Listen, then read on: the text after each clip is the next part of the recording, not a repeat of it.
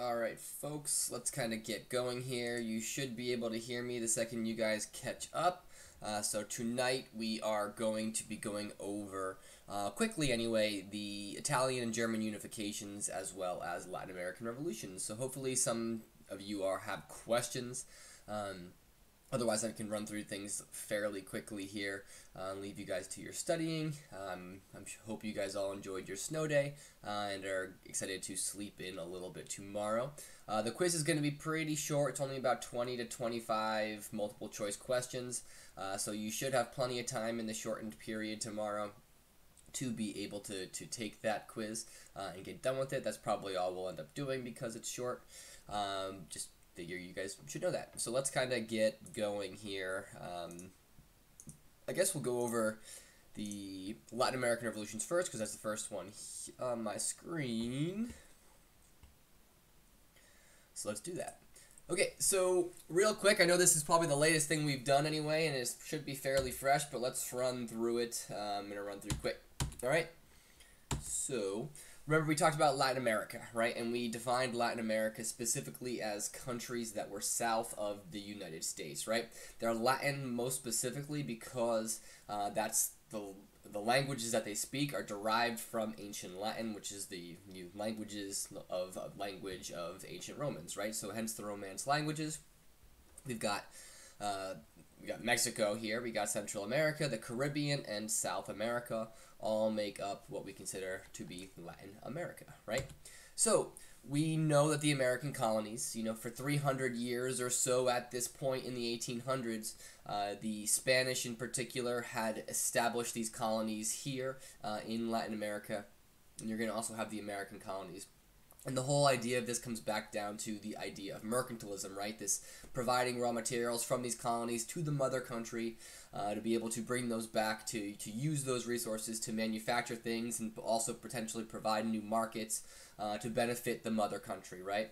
That whole concept of mercantilism that we learned about a couple of, I guess, months ago at this point. Am I clear to you guys? Can you hear me and see me okay? Someone can hopefully answer that in the chat, so I know I'm not talking to myself here. It looks like there's at least 12 of you in here. But anyway, so Spain had conquered lots of Latin America, right?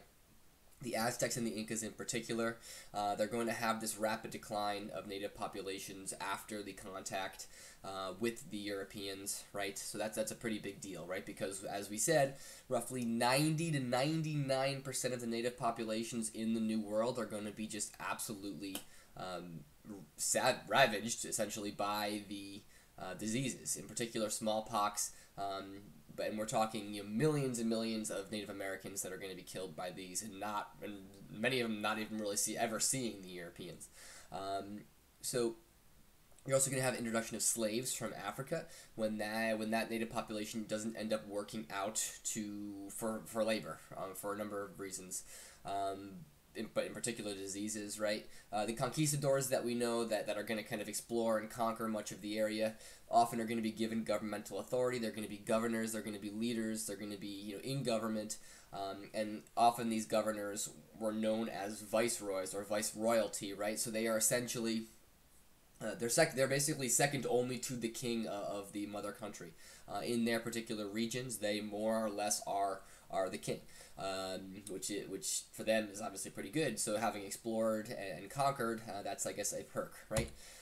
So as we said and talked about in class, the characteristics of the colonial system, right? Often these viceroys, if you will, would then go to these areas and they would install governments that mirrored governments at home, right? It would work systemically the same way, and such. Right, you also had Catholicism, religion, playing a huge influence in the Spanish colonies, super strong influence. You're going to get Catholicism being imposed on the indigenous peoples, and that's going to be this gray area too, that once Catholicism is imposed on these natives, forcing them into slavery is something that early on it's kind of this gray area where you're not really supposed to enslave other Christians, but anyway. Right, so you have this major element of the economy is also mining, right? So you watch the video, the crash course in class, talking in particular about silver, but there was a little bit of gold that had turned up when they first came in. But as far as mines and things goes, the silver was the hot ticket for sure. So the cities that we talked about in class, you had Havana, Cuba, you got Mexico City, you got Lima, you got Sao Paulo, and Buenos Aires.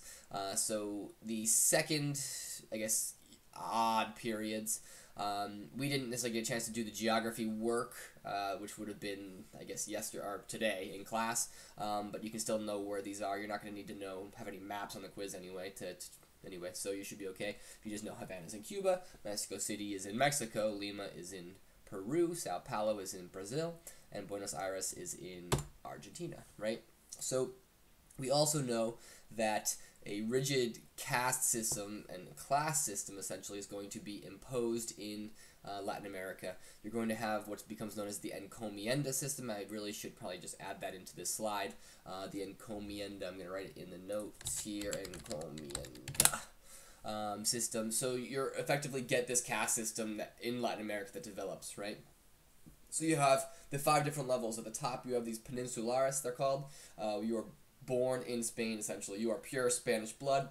You were born there. You are not at all American. Well, from these areas anyway. Your blood, is pure from Spain. And most of the time, that these top level people, these are often government officials and highly ranked people in the area, and also typically fairly wealthy too. The next level down is you have your creoles. So these are Spanish people that are, I guess, pure Spanish blood that are going to be born in Latin America, right? So often they make colonial officers and things, but they're never going to necessarily be able to make that next step, jump to the peninsulares class.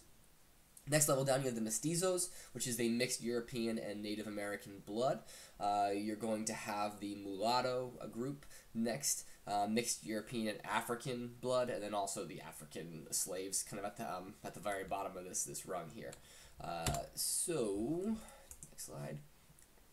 We know that with this caste system being influential for in a couple hundred years here, when you start to get successful revolutions taking place in America, just to the north of Mexico anyway, and also the French Revolution, some successes there, at least the news of it spreading to these areas, these are going to provide examples for the Latin American people to think to themselves, well, why can't we do this ourselves, right? So you also have readings, right? You have the printing press, and then the books get spread around the world. People read them, and just these ideas on top of the examples just play a huge role in influencing people to be like, well, why can't we do this right for ourselves?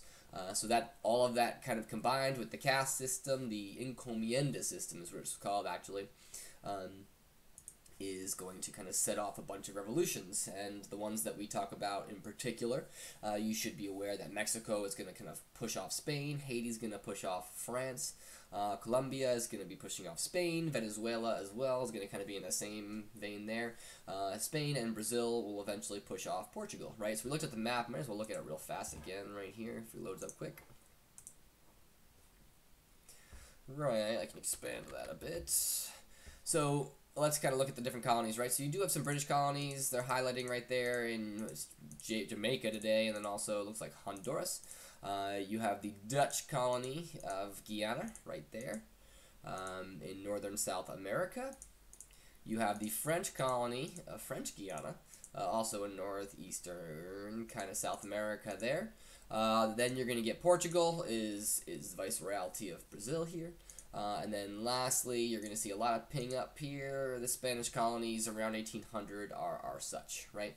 And we also know, as I kind of mentioned in class, that this land is going to eventually be lost to Napoleon, really not that long after this map is drawn, essentially. And then this land will end up being French, and then ends up getting sold to America just 3 years later in the Louisiana Purchase to help Napoleon fund his wars, right?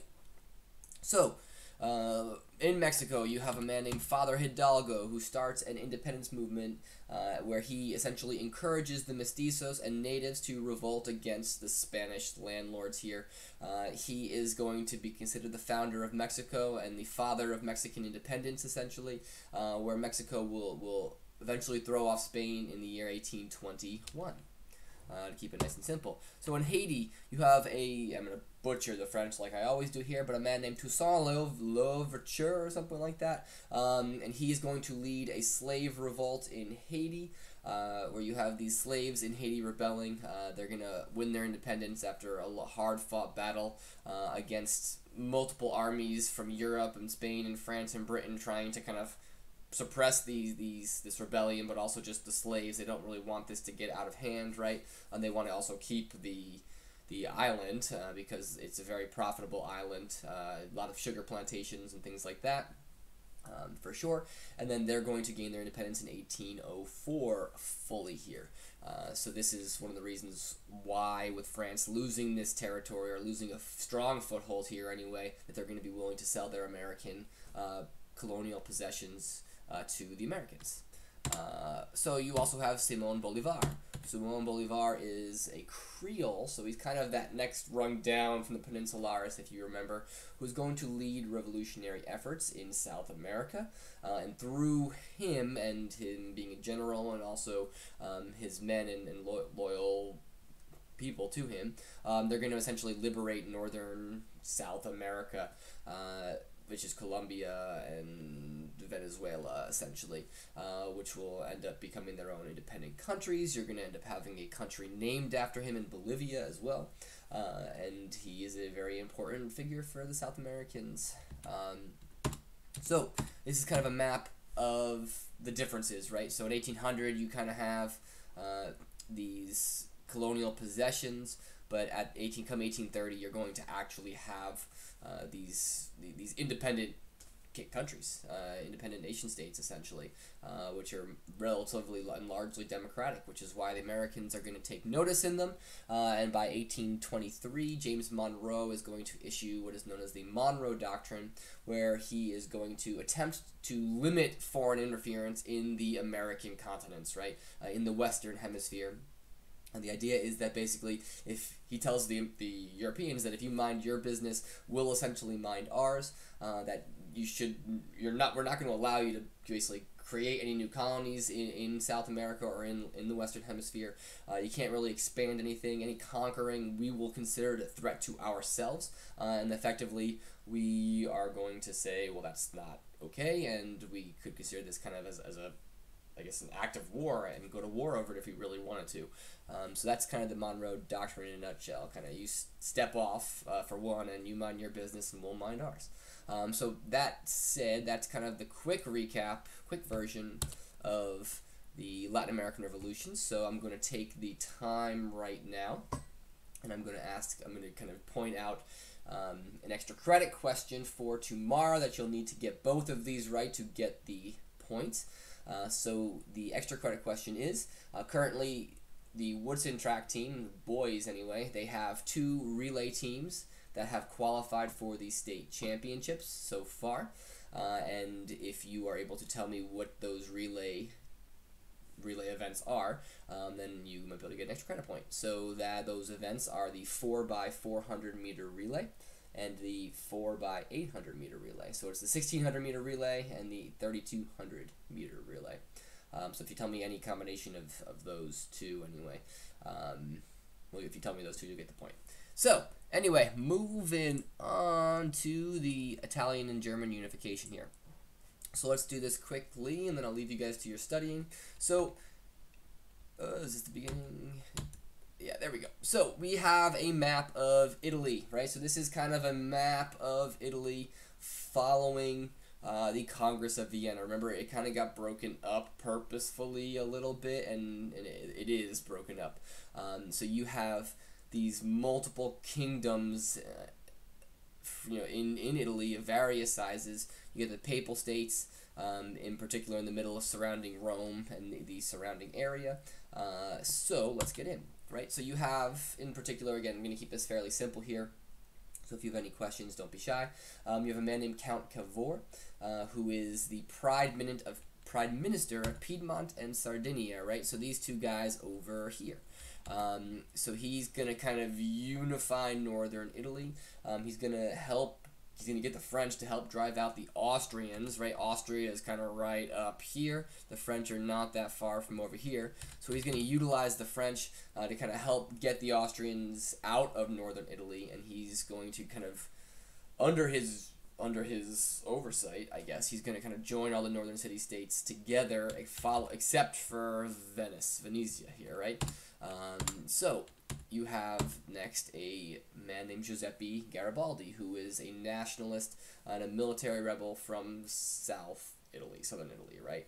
And he is going to end up uniting most of the southern half of Italy with the northern half, and excluding kind of the Papal States here. So he's going to kind of come in, he's going to kind of unite southern Italy a little bit, and with his help, he's going to kind of combine the two of them. So this is kind of what it's going to look like here.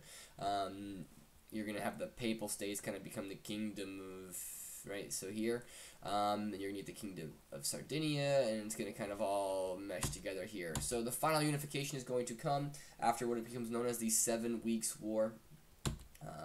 So in 1866, Rome is going to then vote to unite with Italy in 1870, and officially is going to become the capital of Italy in 1870, right? So really the big things you need to remember are the 7 Weeks' War, and you need to remember Giuseppe Garibaldi, and you need southern Italy, you need to remember Count Cavour as northern Italy, and Garibaldi is going to kind of be the one that brings the two together, which will then kind of more or less force the Papal States with this 7 Weeks' War to kind of fall into line, if you will.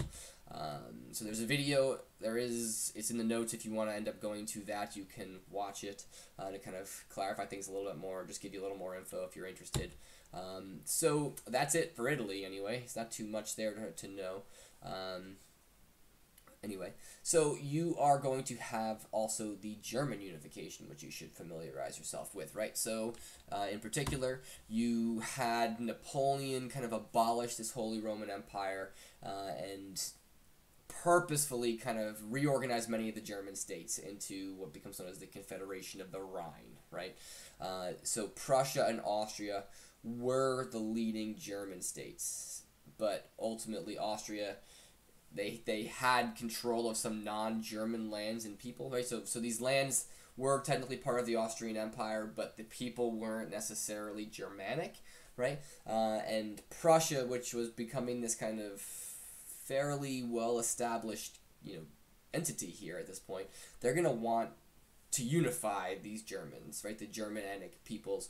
But Austria liked having its own autonomy. They didn't want to have Prussia ruling over them, and they didn't want to do that, right?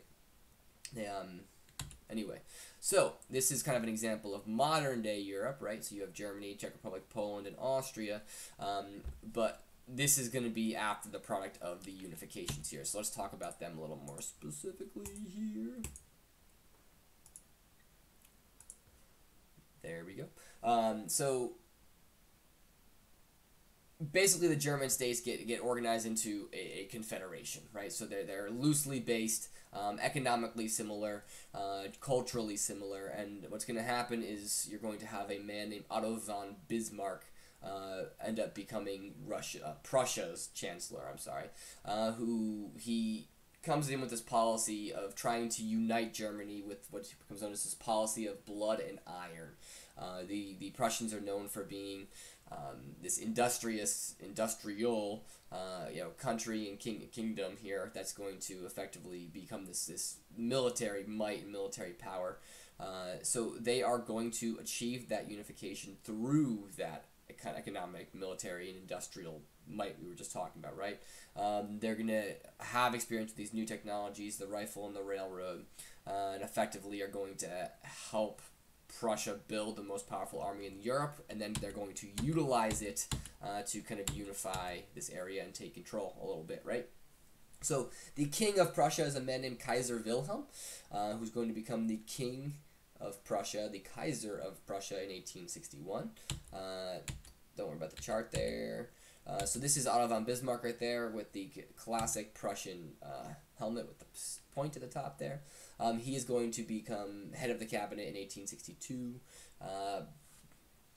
anyway, they're going to use, just to kind of keep going here, you're going to have the Prussian army. It's a huge war machine as a result of Bismarck, von Bismarck, and von Bismarck is he's going to establish this idea of realpolitik, which basically, as it says here, politics based on practical matters rather than theory or ethics, right? So we're looking at it the way things are, and we're going to react to the things it is, and that's just kind of the way it is, right?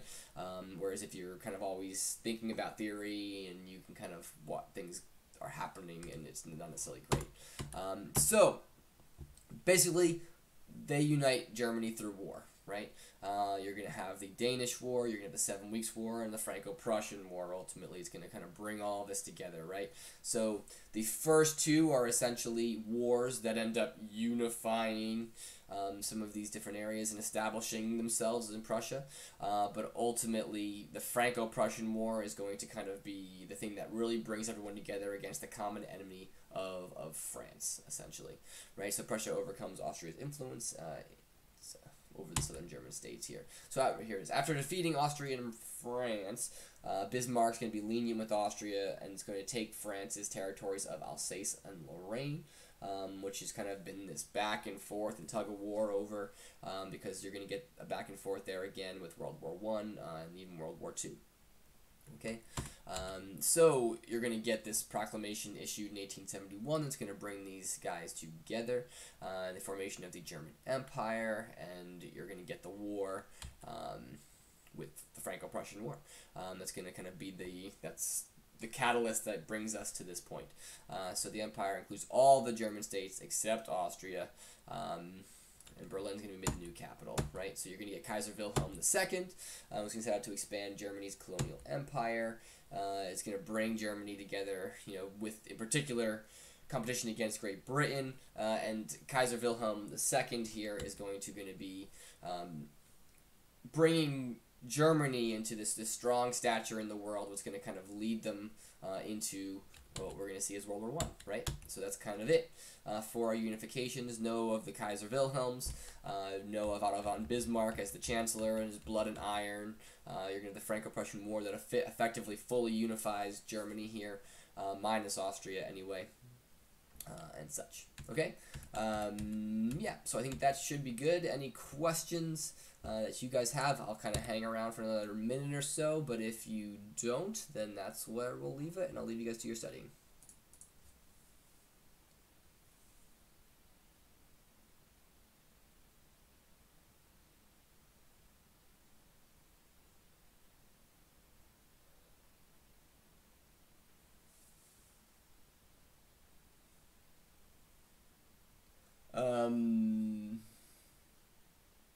Cool. Glad you could join us.